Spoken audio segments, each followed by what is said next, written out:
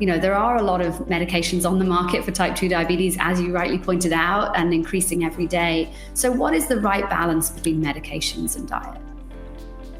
Well, certainly, if an individual is able to decrease the medication, somebody with type 2, it's fantastic. They are costly. Some of them are less costly, but some of them are linked with some side effects, such as hypoglycemia, having your blood sugar drop too low too quickly.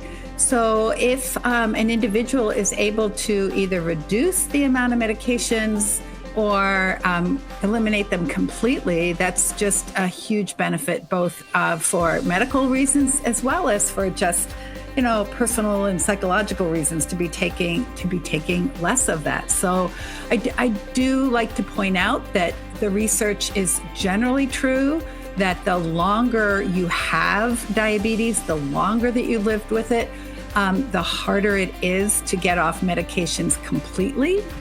We want to try to identify people within the first 5 or 10 years of living with diabetes to have the most impact of completely reducing or eliminating medications.